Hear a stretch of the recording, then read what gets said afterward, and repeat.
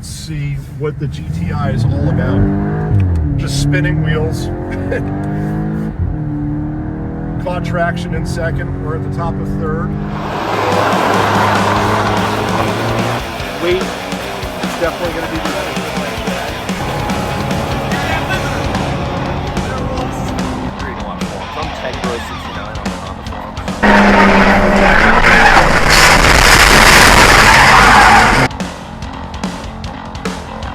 What do we have here today?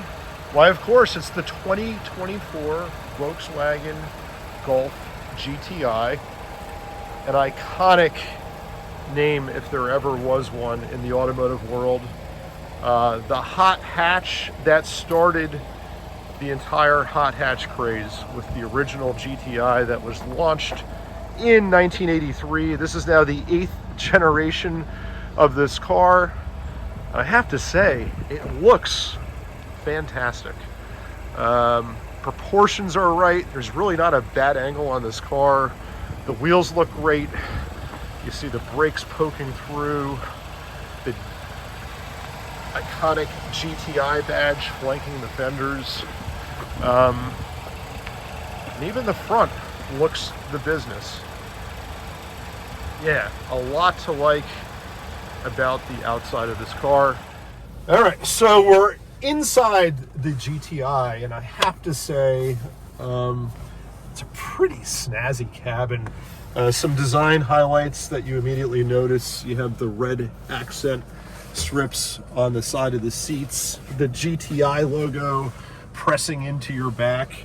The seats are two-tone front and rear, so it uplifts what would probably otherwise be a very ordinary looking cabin and makes it look a lot more premium. Harman Kardon sound in this one. This being a Gen 8, it has the all electronic cluster for the gauges, the navigation in the center, the touch screen over here, the haptic controls on the steering wheel.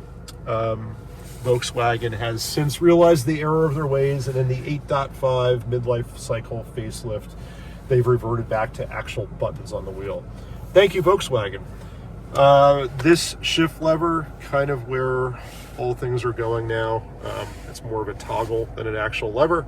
But the good news is, if you like to row your own gears, you can still get that in the GTI.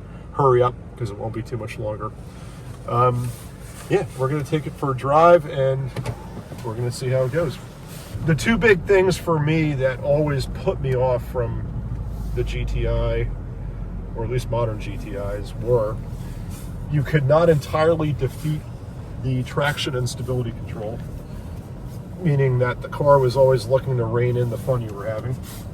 And I was never a huge fan of the 2-liter turbo 4-cylinder they were putting in these, but let's see how this one goes.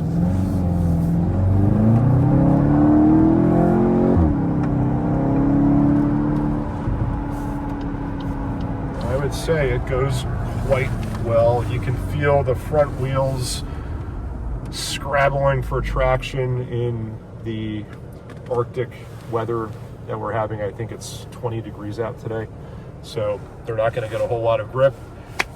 What did you get there, Alan? Did you find a way to turn this off? You can.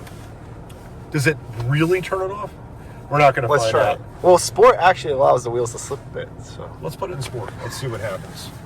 So I retract that statement. Apparently I'm wrong, and in the 24 GTI you can defeat traction control entirely by turning it off, which I'm not going to do because not my car and it's way too cold out today. But let's see how Sport goes.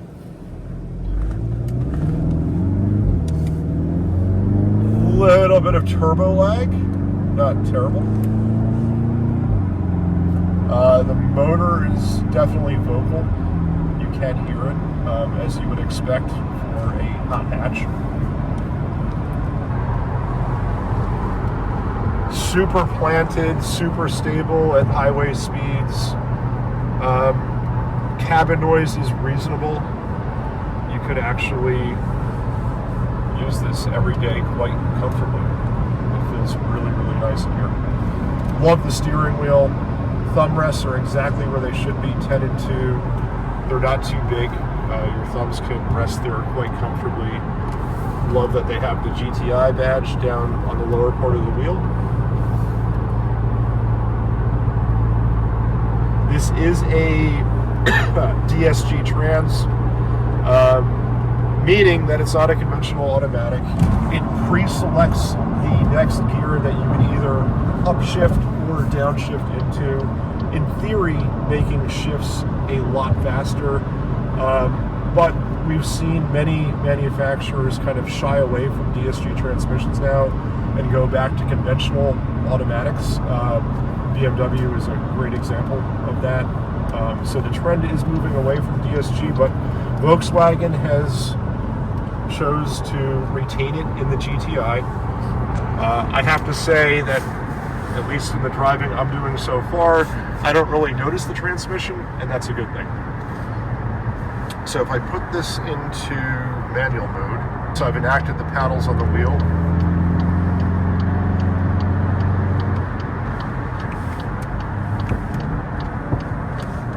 A little bit of backfiring. Not going to push it too hard because it is freezing out. Oh, yeah. No getting around the fact that this is a front-wheel drive car. You can feel those tires just really struggling for traction and pulling the car.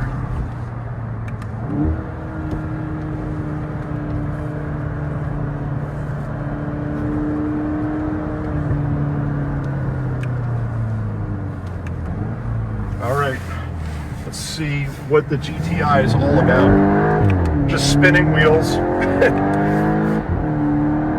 Caught traction in second. We're at the top of third.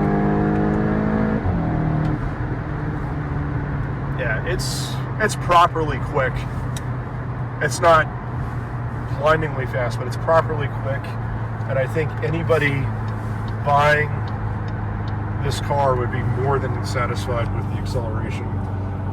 I can see front wheel traction being an issue, especially in cold weather, and it would actually be interesting to put the stability control back in regular mode and see how restrictive it is.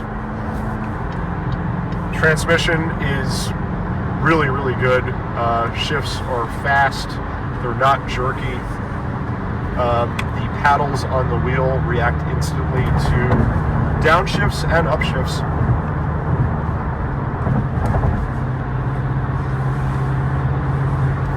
And if I throw it back into sport automatic mode, it will shift by itself again. Oh my god, the seat heater is cranking.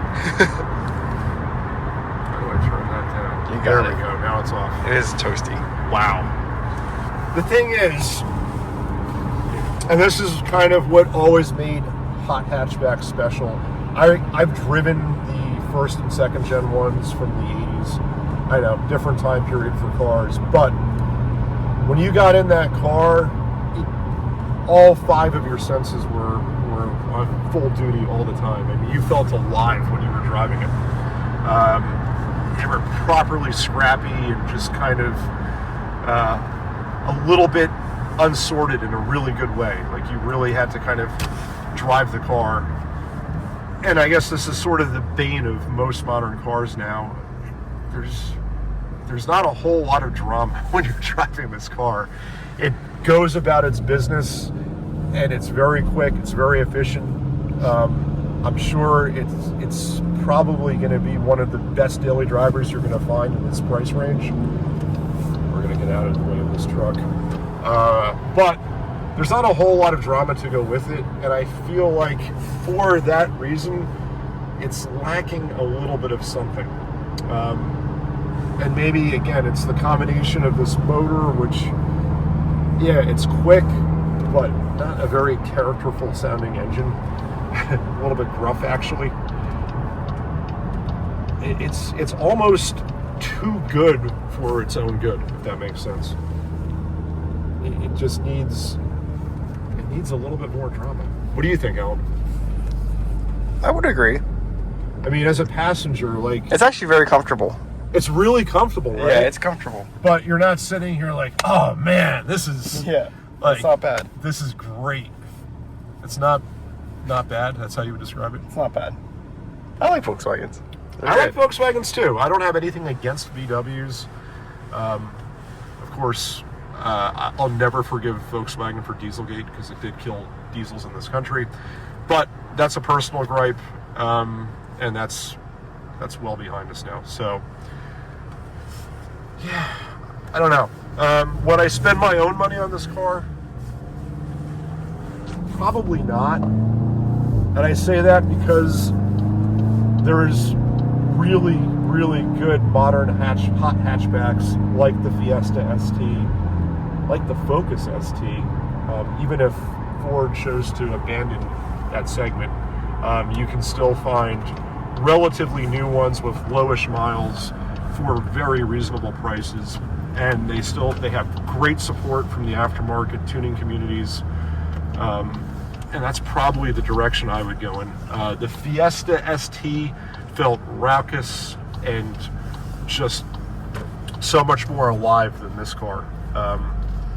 And again, it really depends what you're looking for and what you want out of your hot hatch, but this would not do it for me. Alan, any parting thoughts here? I like it. You like it? Would you buy it? As a fun car, actually, I would.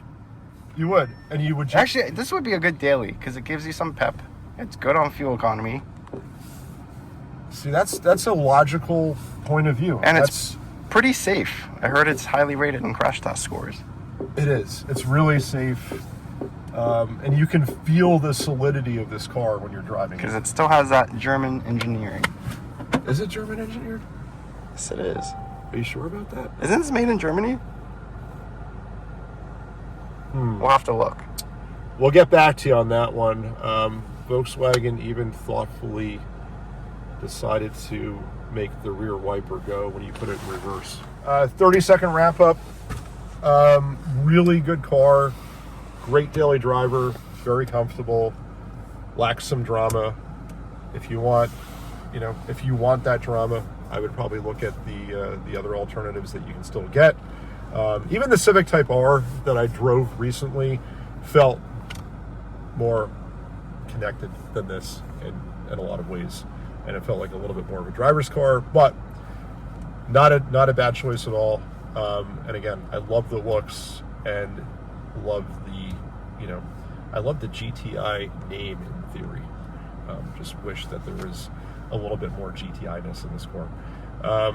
So yeah, that's it. Hope you enjoyed the video. Keep liking, keep subscribing. See you for the next one.